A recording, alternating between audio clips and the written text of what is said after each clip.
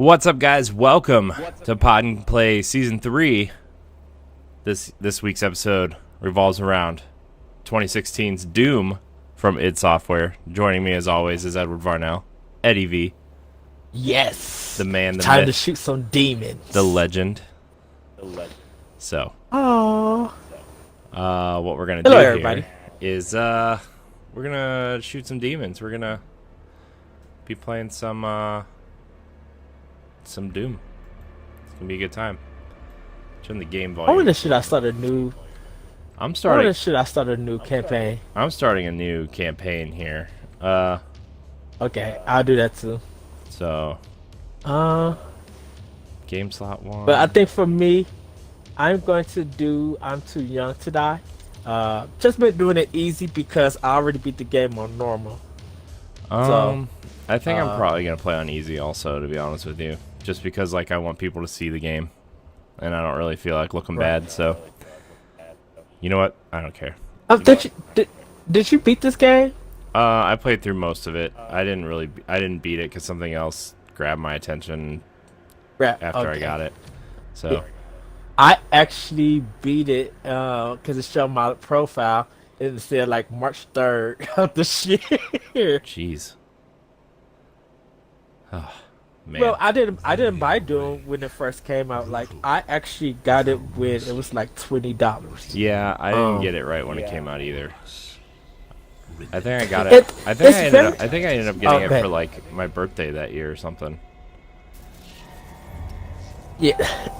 Doom is a very weird thing because it being a game that was big on PC, also like around Wolfenstein and Quake, and the one what's his name with the glasses and the blonde hair, it came to PS3 and 360 and there was some garbage. Duke Nukem? Duke Nukem, yeah. With kind of those first-person shooters were like we should do a pod and play next season on Duke Nukem Forever. Oh, I had to buy that game. I gotta find out if it's backwards though. Backwards compatible? I don't think it's not backwards compatible. Okay. I don't think they wanted to be current compatible with 360 and PS3. I think people just want to forget that game. We have to contain. Guess I'll be picking up my PS3 for that. And wait, why didn't the door open? Oh, there it is. Okay. Oh, this part's really cool. Yeah. Where he puts on But Doom is a weird history because I didn't play Doom until Doom 3 came out on PC. I remember this game, I think Doom, the first one, maybe the first one, second one, they came out, I think it came out to Super Nintendo? Yeah, it also came to N64 also. Because Doom was on Super Nintendo and N64 in red carts. That was like their big draw. They had red cartridges.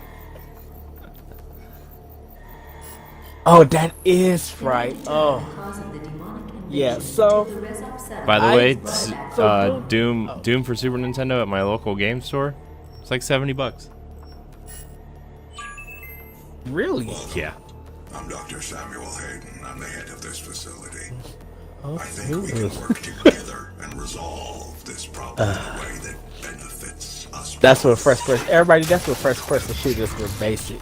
Yeah. And we didn't have like analog controls or anything. You literally had to use the joystick. Yeah. Yeah, but or it was on Super Nintendo you just use the D-pad. But it's also when like all you had to do was like strafe and shoot forward. There was no like vertical shooting or anything. Uh-oh. I found the shotgun.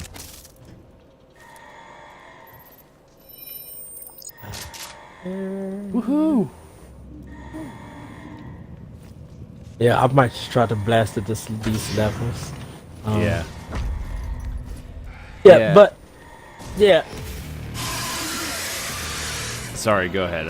I'm just shooting some dudes. I remember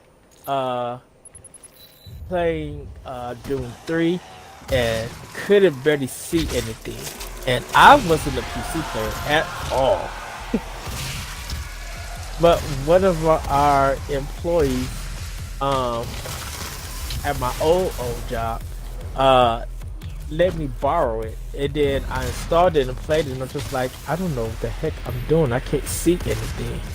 Yeah, I mean that was when they started going like it was like almost like a horror game instead of like just a whatever this is, you know, like fast-paced shooting, you know.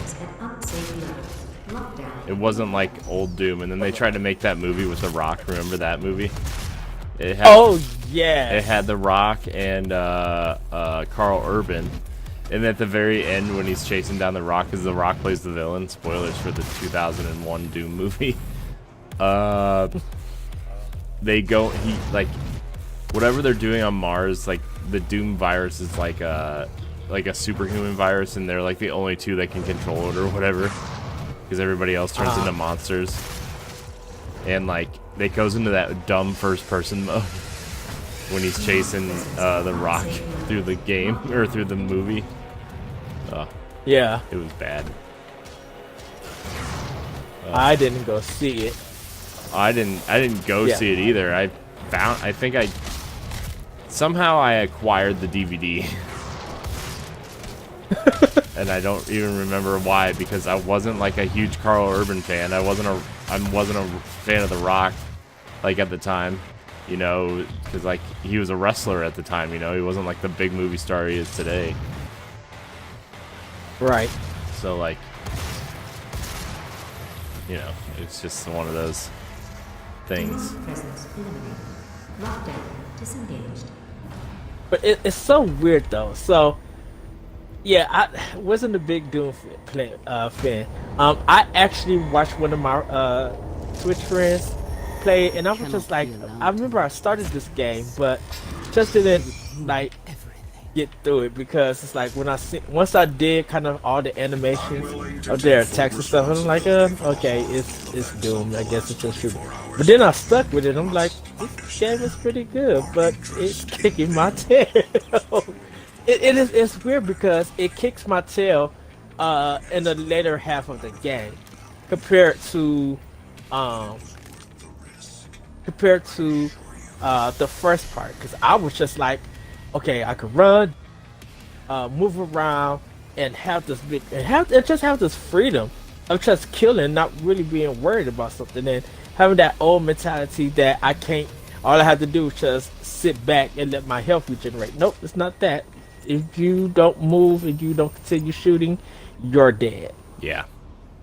Yeah.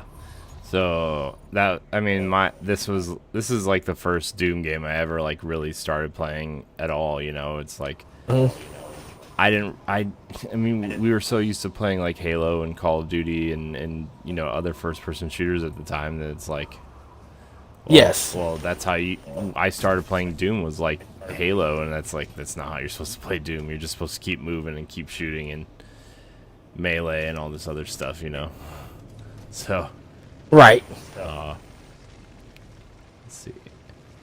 And you know, and what's funny about go ahead. Oh, I was just gonna say, like, I started playing it on Switch again recently when they released Wolfenstein, right? And like, you know, we were like super impressed at the way the Switch version runs. I might actually record a little bit of the Switch version and input it into this video just as like a comparison.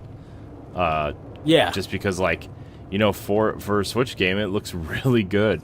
You know, it's not 60 frames a second or anything, and like the textures are a little bit muddy, but like for a Switch game, you want this game handheld? That game is awesome handheld, you know. And I think the graphics in that game is like, to me, it doesn't matter, because it's just like, it's still the premise of you need to run and shoot. And that's the purpose to me. Purposely, that's the game. It's to run and shoot. Yeah, and the game in like tabletop mode and using a pro controller is awesome. You know, like, it works really well because that pro controller works really well for shooters. You know, that's why I'm kind of excited for, like, you know, I want to play Wolfenstein 2 on it, because you know, that's the system I own it on. So, but I need ammo like real bad. Yeah, I need to buy Wolfenstein. Wolfenstein 2, because I have it on PS4 because I got the Wolfenstein series there. But I'm like, I need to pick it up for Switch also. Yeah. Since I got Doom. Man, And it's so it's. Oh, go ahead. Oh, I was gonna say, like, what I played of Wolfenstein at PAX was awesome. Like, I have a whole list of games. Like, as of this recording, like, you'll probably start seeing stuff pop up by this point. Like, we're kind of late recording the rest of Season 3 of Pod and Play, but it was a good thing because now we can kind of go into Doom Eternal and what we kind of think that game's going to be, and, like, the Switch and stuff. But, like, I have a whole list of Switch games that I just kind of want to start doing Let's Plays the way that, you know, the Platinum guys are doing Platinum Plays, you know? Yes. Where, you know, I just kind of record it. It's I mean, it's basically almost Pod and Play, but just kind of like either like a weekly or like twice a week thing, you know? So, Yeah. you know, maybe it's something you and me can do, me and Jesse, like, just get various people in here and just talk, you know, guests. So, what's this? Ooh, a key card. Probably need that at some point. But, you know, Wolfenstein and Doom are, I want to be, like, what I want to do is actually start playing through games on Switch, because, like, I feel like if I'm making content surrounding these games, I'll be more likely to play more of them, because I just haven't played, you know? I just haven't played enough. I mean, most of that's because, like, you know, my kid happened during partway through recording Season 3, you know, but which is, I mean, you guys aren't going to notice because these are going to go up in order or whatever, but yeah, I'm kind of happy that we waited, because, like, you know, Jesse's going to be on a couple episodes this season, and we get to talk about some of the new games. Like, when we talk about when we do Quantum Break, we'll be able to talk about Control. Like, we're going to be able to talk about Doom Eternal right now, Wolfenstein Youngblood. Like, I still wonder if that's coming to Switch or not. Youngblood. I don't. What? The Youngblood? Yeah, I don't see why it wouldn't.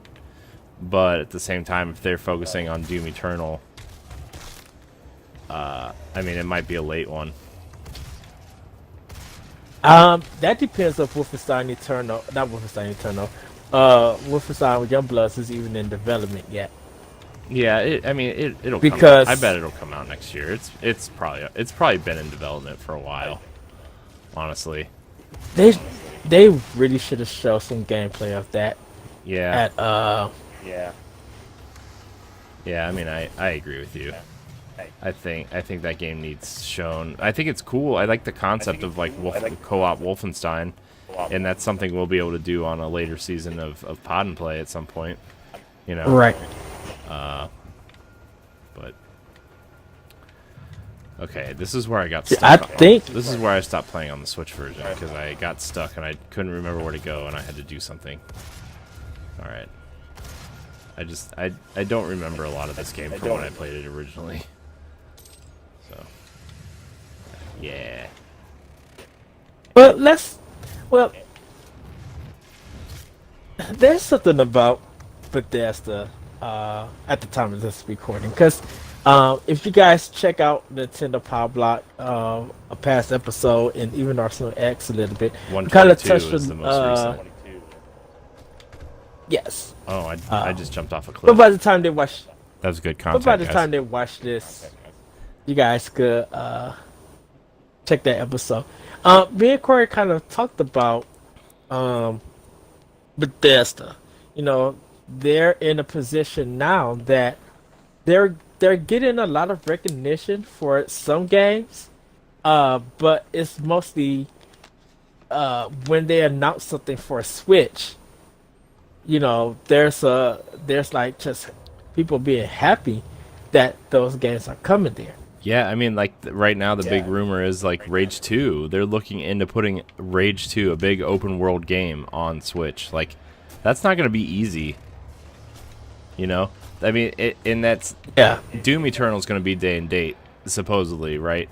I mean, it'll probably. I bet it'll get delayed maybe a month, but like, the point being is like they're aiming for day and date for Switch, and that's going to be like the first major third party game to make it day and date, right? So, yes. Oh yeah, I made it. Nice. Yes. Sorry, I got really excited. I made that jump.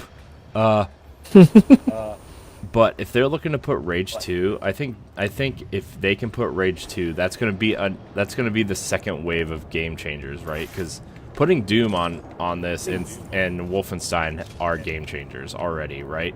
But if you're gonna put a big open world game on there, or at least attempt to, and you know, it might be a Borderlands Vita situation where like it's not as good. It might run funky.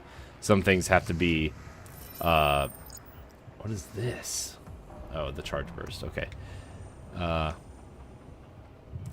Sure, why not? Where was I going? Oh, it might not be the definitive version, but man, look at the work that they're gonna do. And if someone like Iron Galaxy or Panic Button gets to do that for them, yes. Oh man.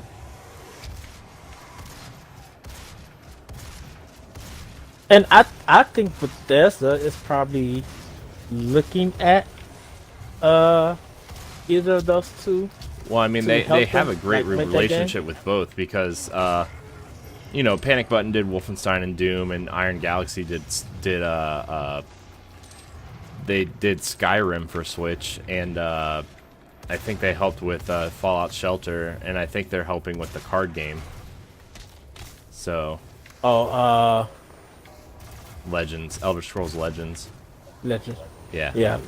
Which, you know, that could be another big one for Switch too, the card game. Like, I mean, it might not be for us. Oh yeah. But like, getting that game on there when they're already threatening PlayStation that they won't put it on if it's not crossplay, like that could be a huge win for Nintendo and Xbox.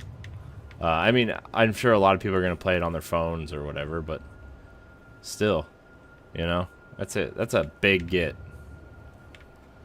That is that's a big win. What I wonder what is the future of Bethesda with Sony then? Because when PlayStation 5 come out, whether it's a big hit or not, if that system doesn't have crossplay on it, do they stop supporting it and then just rely on other? Well, I think third-party, I think it's going to be death by 1,000 cuts, right? It's like you have you know, some publishers aren't putting stuff on Sony because it's like smaller developers, but when you get big developers to team up, like, you know, I mean, Minecraft is a different situation, but like they're not getting the updates anymore, right? I mean, it's still on PlayStation, right? It's already there, but they're not getting the updates anymore.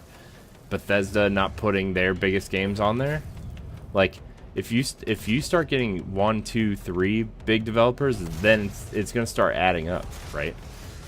And I'm not saying like every company is going to do that, because you know a lot of companies have shareholders sue peas, and if you're not on the best-selling console, you might as well kiss your investors goodbye, right? But Bethesda's different because they're not a publicly traded company.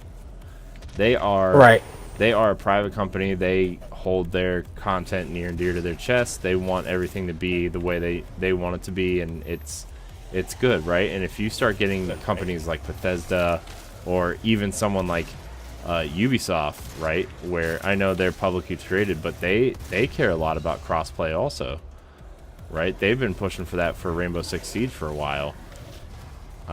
And we actually just talked about that on NGR also, episode 108, if you guys want to check it out. By the time this goes out, like we talked about the future of somebody wrote in with the question of how do we see crossplay affecting the next generation. You know, will there be like, you know, Rainbow Six Siege has a 10-year plan, right? Well, they're in year 3, and it's seemingly looking more like that generation's going to end in about 2 years, right? So what's going to happen for the remaining 5 years of their plan? Are they? I mean, it has to be, backwards compatible first of all, right? And then crossplay between generations, between systems, right? Like all that is going to go into effect with games as a service, right? You look at something like, I mean, Destiny's in a different situation because they'll probably just do Destiny 3 and do a clean cut for next generation, which I don't know if that's going to be good or bad for fans, but that's not really the point. It's, how are games as a service going to affect next generation? Because we've never really been in this situation before. So I mean, if you start combining, crossplay mixed with companies not really wanting to participate on platforms that don't have it, mixed with games as a service, like in the long run, that's gonna hurt Sony, or anybody who doesn't want to participate in this. And I think it's smart that Nintendo decided to I mean, for better or worse, they've been closed off pretty much until this generation about crossplay and even stuff like, I don't know, almost like third-party stuff, and like not necessarily third-party games, but third-party updates and expansions and stuff never really affected Nintendo until this gen. So, I mean, Sony's looking like they're behind in a lot of ways, not necessarily in sales, but they are behind in the technology and what gamers want, and it doesn't look very friendly, and that's where I think neutralized threat. There's still enemies, jeez, and I just think that makes them look bad. Oh. And the thing about it is that we're not even looking for like a unified system or anything. Everybody just want to be able to play with other people around the world. They want to. Yeah, you know how many games I've bought? You know how many games I've bought on both platforms because I can't play with someone on another platform? Like, it sucks. I've bought The Division. I've bought Destiny on multiple platforms. I've bought, Overwatch. And if we could just have one, and Fortnite is another great example of all the stuff that's going on. Mm-hmm. Like, I mean, I didn't buy Fortnite, but I've bought a battle pass or two, right? And it's nice to carry over from Xbox to Switch to my phone to, and it doesn't carry over to PlayStation, and that's kind of not great, Right, and people will double dip for a game, even with crossplay.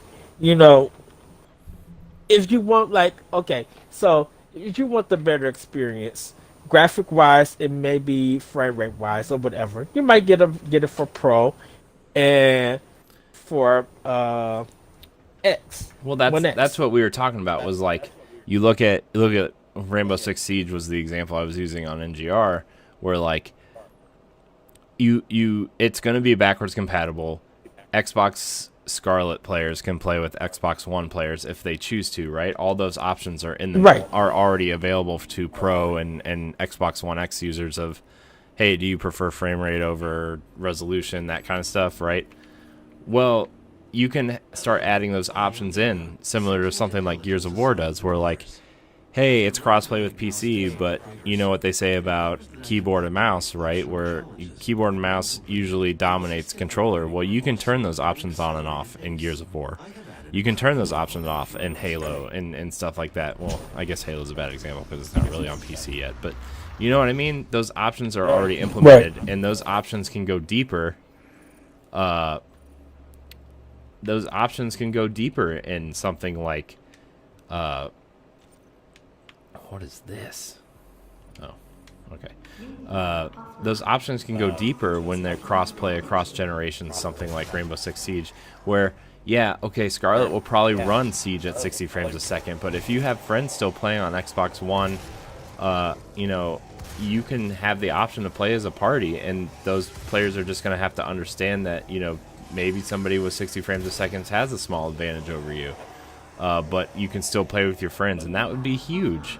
That would be so big for something like that, or even something like The Division or Anthem. Like, look at Anthem. That game's coming out a year and a half out, and they want that game to last for like 6 to 10 years, right? Right. It's, man, that's a game that's, I mean, we can have a whole conversation on that, and we'll probably talk about that on the Technomancer episode, because, you know, that game is so much like Mass Effect. But I think this games as a service is going to change how we view next generation, because cross-play, cross-buy, all the like, what about all your microtransactions?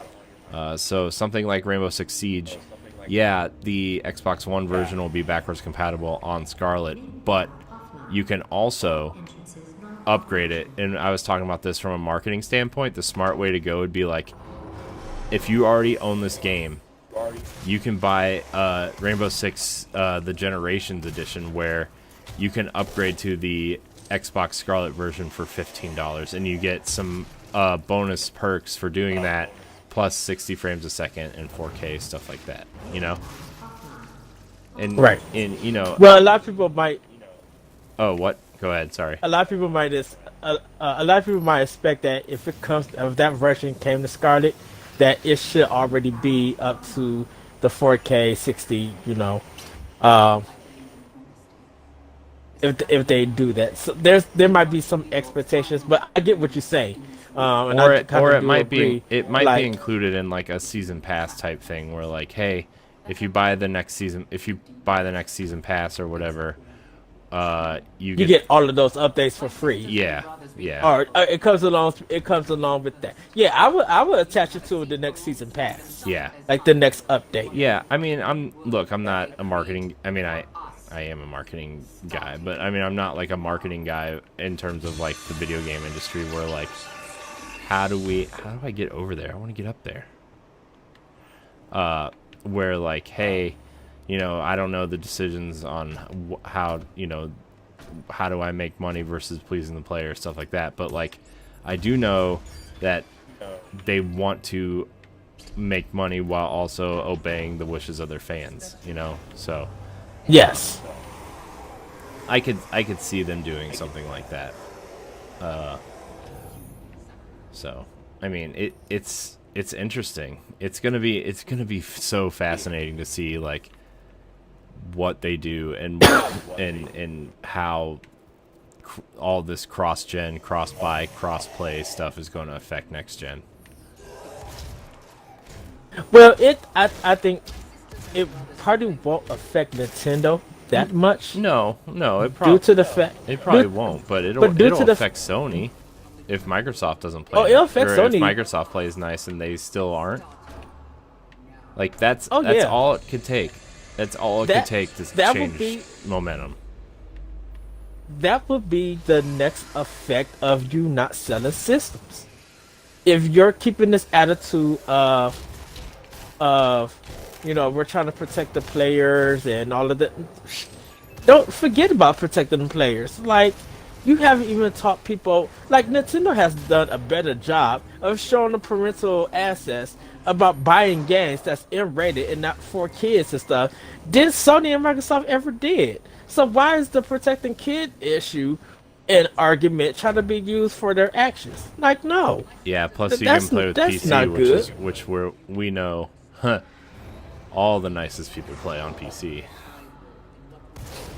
So yeah, and it's just like that argument or that excuse is not justifiable.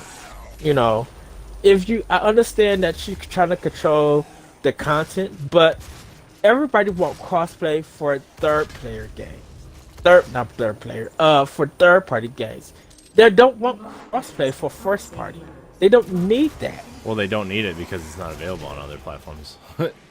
Well, but something like Minecraft. I mean, yeah. I mean, what if Microsoft starts putting their smaller IP on Nintendo systems, like we've been talking about, and it has been kind of rumored's the wrong word, but kind of been talked about in the industry for a little bit, right? And you know, a lot of times that kind of seems like a huge pipe dream, but like, you know, it's not out of the realm of possibility. They've made 2 commercials together, right? They've made, you know,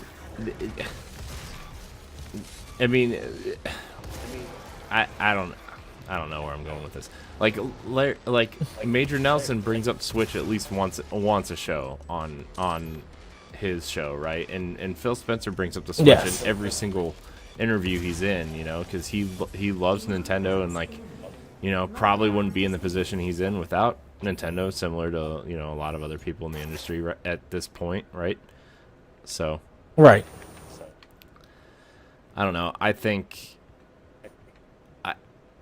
that, you know, the way Bethesda, getting back to our original point of Bethesda and you know, not releasing a card game on something that's not cross-platform, right? Like, it's a small thing, but at the same time, if you get 10, 20, 30 small things not coming to a platform, the big things are going to notice, right? And so, yes, like I said before, it's death by 1,000 cuts, where, you know, if people aren't going to play nice, then where am I supposed to go? I don't think that's it. I'm so lost. I'm going to go in this door that's green, because that seems like oh yeah, this is where I wanted to be, I think, because it's the chainsaw.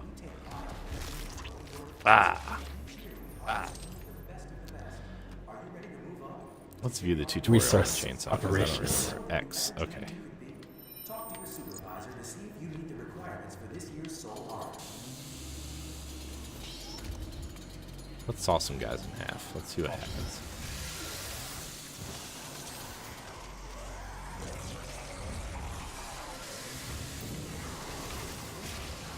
So, well, nice. I forgot about this no, chainsaw. know your enemy. So, I mean, I don't want to sound like, I mean, we're not really bashing Sony at all. We're just, I mean, we're having the discussion, right? And I enjoy a lot of games that are exclusive to Right. Sony. Like, I mean, Horizon is like one of my favorite games of all time at this point, right?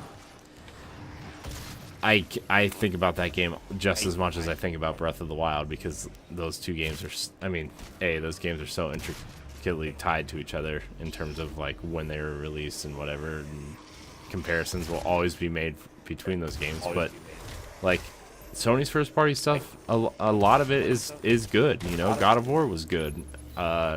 Infamous is good.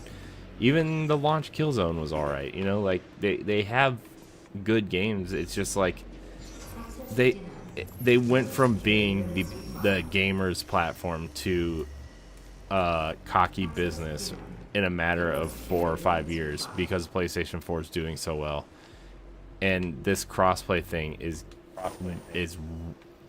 right there. You know, it's affecting them, whether they want to admit it or not. Well, it's a lot of things that's affected Sony that people trust. Like the crossplay stuff, yeah. It wasn't such a big deal till I personally think Greg Miller said something. And then when more complaints start coming out of it, it was just that's when it became a big deal. Once people started complaining what Sony was doing. But I'm like, you should have known that. Like, you knew Sony wasn't going to allow crossplay, but I guess people didn't know that Sony was going to lock their account to that one system so that it can't be crossed over or used anywhere. And so that's the question people kind of have now. My thing, and I even said this to the MGP guys, was that if Sony hasn't even allowed people to change their name, their PSN account name, what makes you think that they're going to change their mind for crossplay because of sales of a video game? Like, no. Like, Nintendo's been through that with certain developers and stuff, and shoot, half of those developers went out of business or got eaten up by EA and closed. So Nintendo's just like, well, we still are gonna make money on our system. So, like, what is Sony gonna be missing out on? if they don't bring a card game, if they don't bring a card game to Sony's platform, I don't think a lot of people are going to care about it. Now, if they don't bring Elder Scrolls 6 and Starlink and stuff, then that might be a problem. I mean, they're still going to bring out. I think they're still going to bring out Fallout 76. But it's just like if you was going to threaten Sony to start crossplay, Fallout 76 would be the game that you might want them to do. Yeah. Not so much Elder Scrolls Legends. Like really a card game? Yeah. You know, I mean, the game is not as big as in what's the card? Hearthstone. It's not big as that, but it's just No, but it'll still be I big don't know. for Elder Scrolls fans, right? Like I mean, Mhm.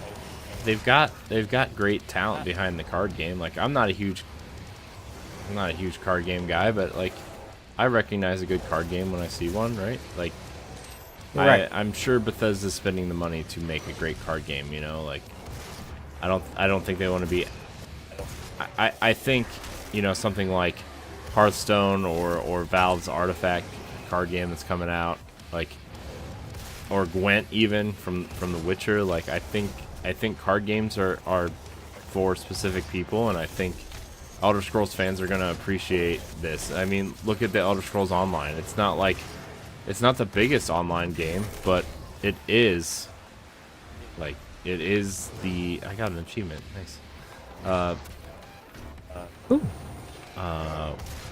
It is like it keeps making them money, and the fans of Elder Scrolls are playing it like crazy. You know, they just put it on Game Pass. They have the Morrowind expansion with which people were like really stoked about. Like, you know, Bethesda's making moves, even though like they keep making great games, even if they don't sell fantastic. You know, Dishonored, Prey, like those games are games for people who are fans of those genres, and who cares if they don't sell 5-6 million copies? Like, if they sell 1 million and the people love what they're playing, like they're gonna keep making it. I mean, they're making Rage 2 for God's sake. Like, who asked for a Rage sequel, right? So, Right. that guy was stuck in the geometry. That was pretty funny.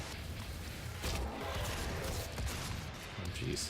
And I'm surprised no one's defending Sony. Not many people are defending Sony.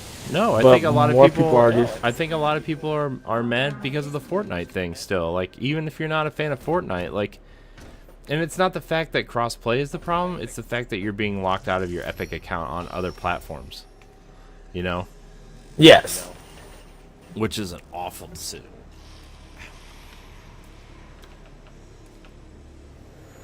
So, I mean, that's why people are attacking Sony, and Sony is trying to ride like their coattails on their single player games now because they have so many, and like I'm sorry, not all of your single player games are great. Like they're still very hit or miss. You know, they have Spider-Man, which I'm pretty sure the Platinum guys are going to be covering Spider-Man a whole lot in the next couple weeks or so, but you know, it's not like Days Gone looks amazing.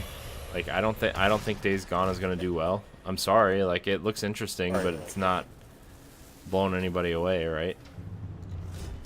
And you know, Death Stranding is very hit or miss for people. I think, you know, the wild Kojima and Sony fans are going crazy for it, but I don't think a lot of people really. I think people are sick of being confused on what that game is. You know? Yeah. Like, I'm tired of being confused about what that game is. It makes me so disinterested. It's and I get it. Like, Kojima's a weird dude, and like he likes to do stuff. Not like even that. being weird. It's just like It's not even being weird. It's just about now it comes to the fact. Okay, this marketing is played out. yeah, Like show us like the just game. show us the game, and or- and then they showed us the game at E3. Yeah, was it E3 or was it Game Awards? It was E3, Yeah, right? it was at It was E3. Yeah, Yep. and like it just showed Norman Reedus climbing a bunch of mountains. Like that's not interesting to anybody. I'm sorry. Like, it's just not. You know, and it's not like Microsoft really has anything to talk about either, though, because like they didn't really. I mean, Forza's Forza, right? But and Halo looked good, but we didn't see gameplay. I mean, Gears 5 looks awesome, but you know, Microsoft's hit or miss too. You know, it's not like all their games are great either. But you know, Microsoft's making up for it with their crossplay initiative, their willingness to play nice with others, their willingness to, like, Game Pass is a great idea. You know, I'm pretty sure Sony will steal that idea next gen. You know, I mean, I think they got to cut their losses with PlayStation Now, but like, you know, Game Pass is such a smart idea. So I don't know. I'm pretty sure, like, what is this crazy mode I'm in? Ooh, that was violent. Very violent. Very violent. But, I mean, you know what I mean? Like, I just think Sony's cocky and Microsoft's the underdog, and Phil Spencer... Sony does not have a Phil Spencer to reel them back in, right? I think that's their big problem. Right? Yes. They, like, Shuhei Yoshida's kind of been pushed away, pushed to the side, where he was kind of front and center during the launch. You know, Adam Boyes left to go to Iron Galaxy. You know, they need someone to reel them back in, you know. And if they do that, I think they'll be more successful. But right now, it's just, you know, honestly, you know what I have been thinking since this whole crossplay thing started. I think I'm honestly, like, I feel like, whoa, this guy just kind of came out of nowhere. I honestly think that if they allowed crossplay, it would screw up PlayStation Network so bad. Like, I don't think Sony has the internal infrastructure for that. Which is weird because, you know, I mean, Nintendo clearly does with Fortnite and Rocket League and whatever, but, like, you know what I mean? Like, I honestly think PlayStation Network is being held together with duct tape and paper clips and bubble gum. And if you add one more little element in there, it's just going to shatter it, right? So I'm really unsure. That's been my thought from the beginning. It's like, what if Sony just doesn't want people to know that their network is not up to snuff? I mean, it's undergoing maintenance at least once a week, right? Like, when's the last time Xbox Live was down for maintenance? Or even like even like Nintendo's online stuff. So, I mean, and you know, at least Nintendo will make an announcement with their social media or whatever and said, hey, our they even have it in, like, their news on the Switch and DS. Like, they'd be like, hey, we're down because we're doing maintenance. Yeah, that quick news feature for Switch is such a smart thing. Oh, yes. Completely, yes. But I think with Sony, if they were going to get into crossplay, and I kind of want to get on your point of PSN is kind of their online function structure is like with duct tape and glue. I literally think that if they were going to announce crossplay, it's going to be a PlayStation experience. Like, the way they need to turn all of this around. It's not even speaking about crossplay or anything, but saving it up. And don't even be like, we got a special announcement. No. When it comes to PlayStation experience and they do their little showcase or talk show, because that whatever they did last year was some janky, horrible mess. They better talk about Days Gone. Because they just, like, they're like, we're showing our first party stuff, and they keep leaving Days Gone out to dry, and like, The sad thing about that though, Corey, is that their presentation at the Tokyo Game Show was better than their E3 and PlayStation experience. Why? Why something that's in another language that people don't know, but yet stayed up at 2 a.m. in the morning to watch it, and it was the best press conference Sony has ever done, in my opinion. Yeah. Yeah. Like, if you really want to get people on board and make sure that people are guaranteed to see that your online structure and people can look for it for PlayStation 5 for whenever it comes out, and you guys want to introduce crossplay and something like Game Pass and stuff, your PlayStation experience that you created this thing for the fans, they're going to be looking for that announcement. Days Gone, Days Gone needs to pretty much be the highlight at PlayStation experience. We don't need to see The Last of Us 2 because that game is not finished. Naughty Dog is not going to really talk about that game. They're going to say that for the next E3. That game, talk about cross-gen would games. say- That game's going to be a cross-gen game. I think. I don't even know if The Last of Us will come out on PlayStation 4, to be honest with you. It will. It will. I think what's going to happen is I think they're saving it for their next fall game. Next fall winter game. Do you think that they're just going to pull a Last of Us 1 and just a year later release like a definitive edition with the DLC? Nope. Nope. I mean, they could if they want to, but it won't. There's no reason why on doing it. I mean, if they don't do if they don't do backwards compatibility, they're going to. I mean, like that's one thing they got to do. Sony has to do. They have to. They have to do backwards compatibility at least with PlayStation 4, or no, like I would be dumbfounded if they did not do that for PlayStation 5 being backwards compatible with PS4. They're not. They have to. At this point in time, they're not. Sony, like you stated earlier, they're in a cocky position.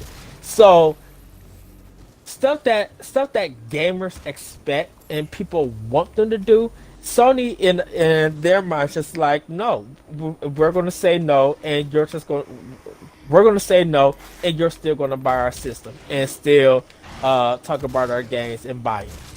Like that's how they're seeing it. It's nothing about the infrastructure of the system and all of this and the coding. They're not about to care about all of that. Well, they know it's they that should care about that. They definitely agree with you, but they're not going to. Especially if they're going to start the greatest hits line again. Like, that would be so smart of them to like. I don't know. I feel like. Oh, what's going to have to happen is they're going to have they literally would have to be losing sales on PlayStation 5. And not saying that Nintendo and Microsoft need to get those sales or anything, but their numbers would have to come way under than what PlayStation 4 did. Because once they see the lack of enthusiasm of getting a PlayStation 5, because they're not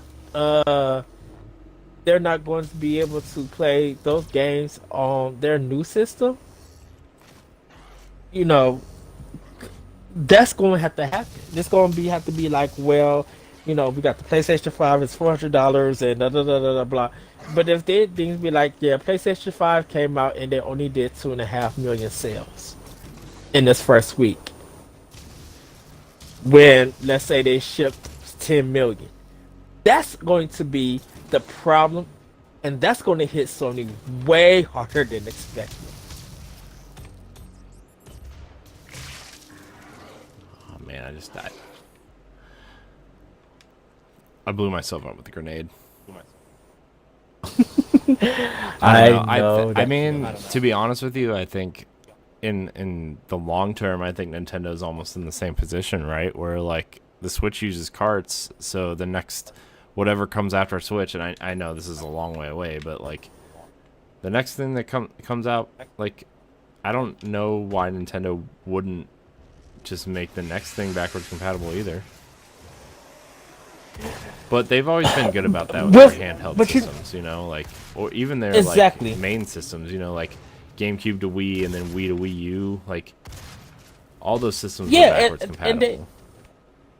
Right, and they were just like, even if you didn't own a Wii, that you still could buy these games on the eShop for Wii U. Yeah, it's a different, it's a different thing. But I'm just like, Nintendo's not very technical when it comes to hardware. They want to deliver graphics and great games and stuff, but they want to do it in a way that they can make a profit and that it would be easier for people to think outside the box and do stuff that people didn't know that they could do with that hardware. That's always been Nintendo's stance. With Sony, it's just like, yeah, we know that you're going to have all the processing, frames per second, 4K, all of that, blah, blah, blah. But we are now going to be looking at your system for functionality. And if you don't have crossplay, if we can't do backwards compatibility, if your PSN stuff and your online structure is not strong enough, that's going to hurt your system in sales. Now, third party, them saying that they work with third party to get all of that stuff integrated, that's all fine and dandy. It's the same marketing buzz that they've been saying. But people are going to be like, we invested tons of money into your system and these games, and now we can't use them on this new system. Yeah. And Microsoft with Scarlet is still allowing Xbox One, 360 and regular games, now it's a 4-in-1 system because it's this for the same price. Let's say $400. Dude, that's crazy. Yeah. A PlayStation 5 can't do that. Yeah. And I know you said that you only want to make this episode 45 minutes. No, we're having a good discussion. I don't want to end a discussion if we're having a good one. But I think, honestly, like, to kind of wrap up this discussion, I kind of think, like, I think the Switch has kind of proven that, people...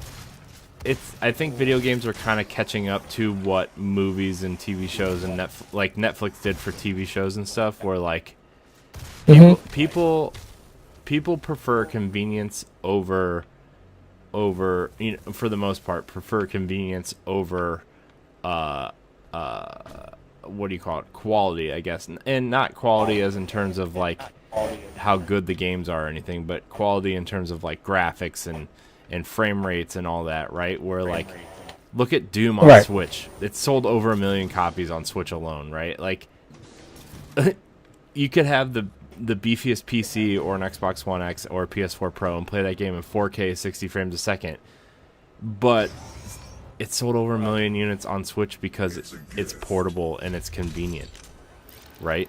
Like, and it's still selling. Yeah. And that people still are talking about it. I mean, it was on sale this week for like $30 on Amazon.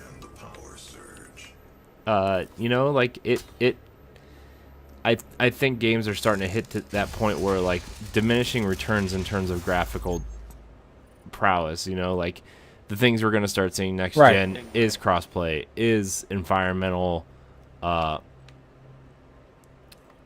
see, what do I want to do? I guess armor.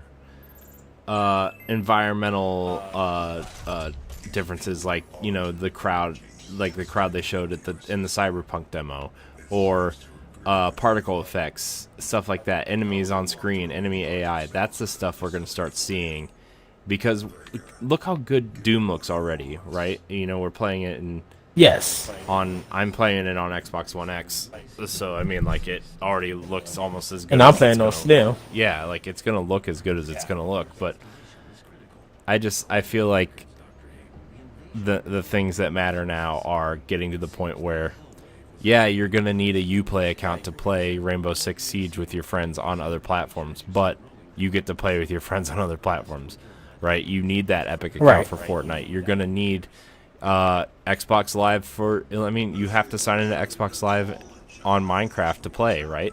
On Switch. So, Right. you're going to need these different accounts, and most of us already have these accounts in one form or another, right? Like, if you've played an Right. EA game, you probably have an Origin account, right? Because if you've played Mass Effect or any of the sports games, like, it requires you to sign up, whether you like it or not, right? You probably have a Right. Uplay account if you've played Assassin's Creed or Rainbow Six or Ghost Recon, right? You have these accounts. So, I mean, we're just getting to that point where people have to keep track of their accounts and where they're going and what they're linked to, and but at that point, you just link your Xbox Live account to this account, and you're good to go, right? And your PSN or whatever. So, Right, and it's more for ease of access that if you decide to buy multiple games for Nintendo or an Xbox or Nintendo, Sony and stuff, if you can read that account and carry the progress and stuff over, it makes it easier. It's the ease of access, and then everything is very convenient. yeah, for sure. So, I mean, I still want to do a Royale with Cheese episode where, I'm playing on Switch when you guys are playing on Xbox or something. Yes. It's just, we're getting to that point, man, where this stuff's if not now, it's gonna matter real soon, and everybody better be playing nice. That's where we're at. So, but as I get to this next level, actually, so I think this looks like a good place to wrap this up. We didn't really talk a lot about Doom Eternal, but maybe we'll touch on it next episode or whatever. I'm excited, by the way, for Doom Eternal. I think it looks. Oh, yeah. I think it looks great. I'll probably get it digitally on Xbox One, but I will be getting the physical copy for Switch, which is all that matters. So, Yeah. Same here.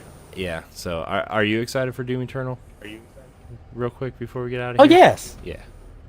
Yeah. And That's it's gonna like- have some fast-paced multiplayer. It seems like so.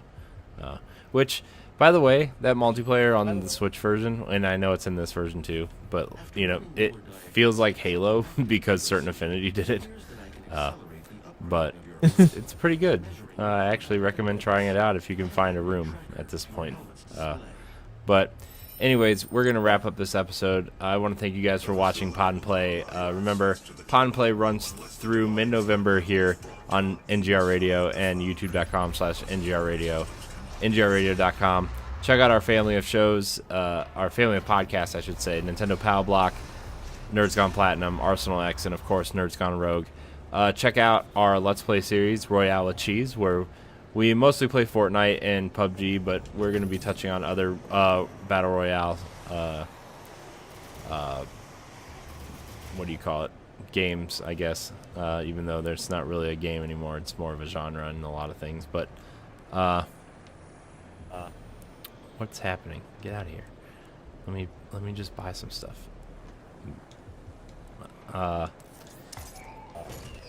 Sorry, there's something happening on my screen. Check out Squad Goals, where Ed, Jesse, and I, and some of our friends play through campaigns of games or just have some fun squatting up. And check out Platinum Plays, which is a Let's Play series. And also, I don't know what... There's going to be some other Let's Plays going up, Nintendo-related. I don't really know what that show is going to be called yet, but just check back to youtube.com/NGRradio or NGRradio.com.